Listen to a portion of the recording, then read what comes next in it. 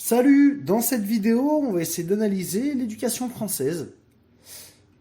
On va essayer de voir pourquoi est-ce qu'il y a un fort taux d'échec scolaire en ce moment en France. On a tous entendu, étant petits, deux choses. Premièrement, c'est que le travail scolaire et l'échec scolaire dépendaient du temps qu'on passait face à nos bureaux et à nos leçons. Deuxième chose, que lorsqu'on réussissait à l'école, on réussirait professionnellement. On aurait un beau métier et qu'on gagnerait beaucoup d'argent. En grandissant, on s'est tous aperçus que ce n'était absolument pas le cas. C'est ce qu'on va essayer de voir aujourd'hui. Bourdieu, dans un de ses écrits, traite de cette question de mérite à l'école. Il critique fortement le mérite. Il dit qu'à l'école, il y a un langage propre à la classe bourgeoise. Les personnes qui, à la maison, ont la possibilité d'utiliser ce langage avec leurs parents, avec leur famille, seront beaucoup plus à même de comprendre comment l'école fonctionne, et ils n'auront pas besoin de s'habituer à un nouveau langage. Alors que les fils d'ouvriers, eux, en revanche, ils devront s'habituer à un nouveau langage qui leur est inconnu. Leurs parents ne parlent pas le langage scolaire. Un point important qu'on peut souligner, c'est que pour Bourdieu, les bourgeois font exprès d'utiliser un langage que les ouvriers ne peuvent pas comprendre. Ça leur permet, en fait, de placer leurs enfants sur des postes à responsabilité et ainsi de pouvoir leur transmettre en héritage leur patrimoine. Un autre auteur, Boudon, explique cela selon l'anticipation rationnelle des agents. Qu'est-ce que ça veut dire? Ça veut dire que les agents, selon leur milieu social d'origine, vont choisir d'aller plus ou moins loin dans le système éducatif. Pour quelle raison? C'est parce que pour certains, il sera plus ou moins coûteux d'aller faire des études. Ici, les coûts ne sont pas financiers, ils sont bel et bien sociaux. C'est-à-dire que l'élève cherche à maximiser une position sociale selon son milieu d'origine. En fait, selon d'où on vient, on n'a pas le même langage et les mêmes codes. Là-dessus, il rejoint Bourdieu.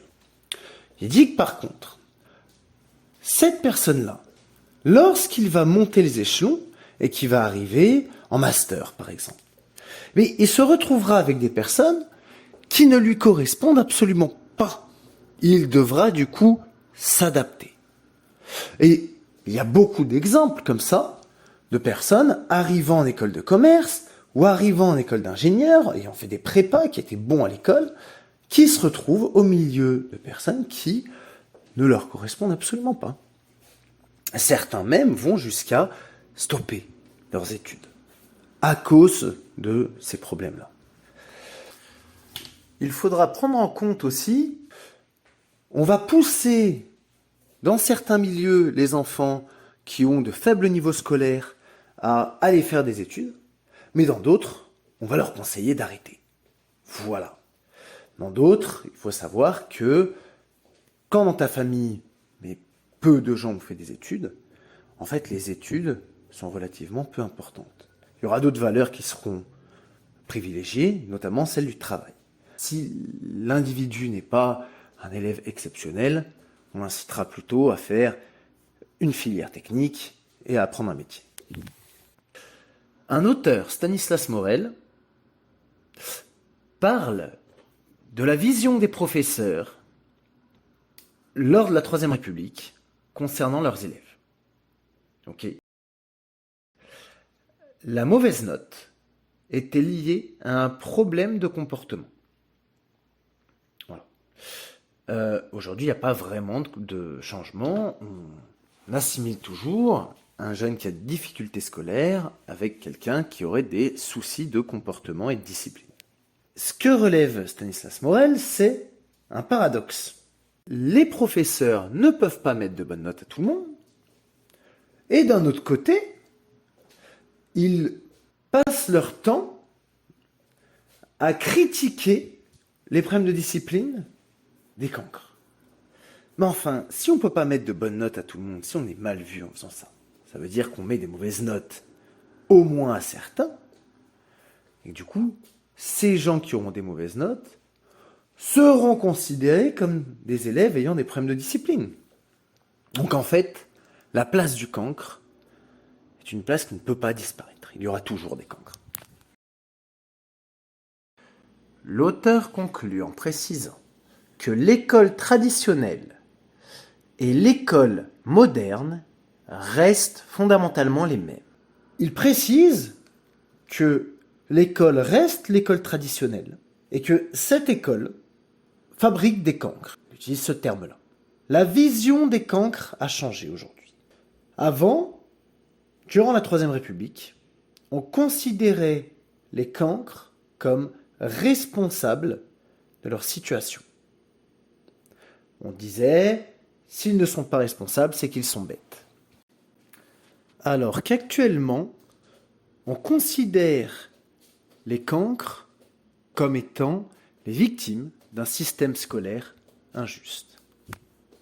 Durkheim avait écrit un article sur l'école qui, à son sens, commençait à prôner des idées utilitaristes. Donc ce qu'il entendait par utilitariste à l'époque, c'était ce que nous, aujourd'hui, on entend par libéralisme ou néolibéralisme. Il dit que la pédagogie utilitariste, donc ce que l'école traditionnelle propose, est fondée sur l'intérêt. Très souvent, on entend que c'est une question de choix, que Boudon, par exemple, le fait très bien. Il explique que chacun a le choix d'aller où il veut, mais qu'en fait, tout le monde va chercher à maximiser. Ce mode d'éducation fait que les enfants voient l'école comme un investissement sur l'avenir. Voilà, on s'investit. Et que cela ne permet pas en fait à l'école de procurer une éducation morale. C'est une école qui rend les individus individualistes. Et Christian Laval prend ce point de détail que Durkheim m'a cité et dit que l'école devrait reposer sur 2 piliers. Ces 2 piliers, c'est la culture des intéressés et la valeur morale du travail. Les problèmes d'échec scolaire et la différence de résultats entre les élèves pourraient provenir de l'identité des élèves. Ça pourrait provenir de l'idée qu'ils se font d'eux-mêmes. Un auteur, encore un autre, qui s'appelle Maël Vira, a écrit un article concernant les relations prof-élèves. L'article s'appelle « Faut-il aimer ses profs pour être bon à l'école ?» À savoir que les relations prof-élèves sont un sujet parfaitement tabou. L'affect n'a pas à rentrer en ligne de compte et les professeurs et les élèves doivent avoir un comportement complètement professionnel. Le problème, c'est que tout le monde a déjà eu l'impression d'avoir un prof qui ne l'aimait pas. Tout le monde s'en est même déjà plaint. Les profs entre eux ont forcément plus d'affinité avec certains élèves qu'avec d'autres. Et ce que dit Malvira, c'est que ça, c'est des choses à prendre en considération pour l'éducation d'un enfant.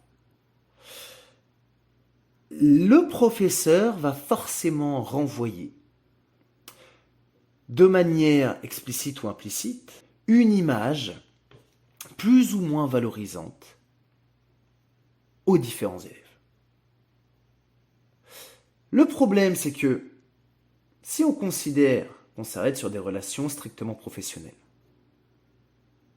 eh bien, l'image que renvoie le professeur, l'élève ne sait pas faire la distinction entre si c'est le professeur qui a un problème perso. Et à partir de ce moment-là, il renverra forcément une image un peu moins valorisée de l'enfant qu'il aura en face de lui. Du coup, on se retrouve dans cette situation où l'enfant ne sait pas si c'est lui qui cause un problème ou est-ce que c'est le professeur qui a un problème perso. Voilà. Donc, ce que dit Malvira, c'est il faudrait remettre l'affect au centre du système scolaire et éducatif. Bien entendu. Les classes, par exemple, où il y a peu d'élèves, ont très souvent de meilleurs résultats proportionnellement à des classes surchargées. Et ça, je pense, pour ma part, que ça peut être par rapport à l'identité que l'élève se fait de lui-même au travers de l'école. Cette identité permettra la construction de l'enfant. Peu importe si c'est une identité positive ou négative qui lui est retranscrite par l'école, l'enfant se basera dessus pour sa vie d'adulte. Olivier Galland a écrit un article concernant les personnes qui sortent du système scolaire avec peu de diplômes et ceux qui en sortent avec des hauts diplômes.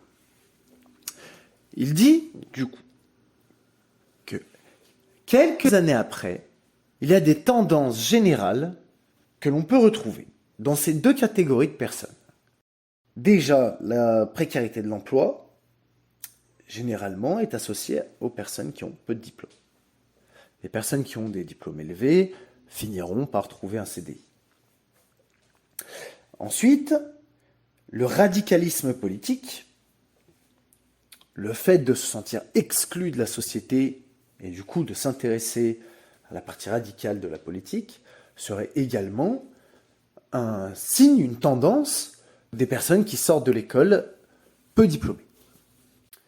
On valorise énormément les personnes qui ont de hauts diplômes et on présente ce fonctionnement-là comme étant un fonctionnement parfaitement normal. C'est-à-dire le fonctionnement à la portée de tout le monde.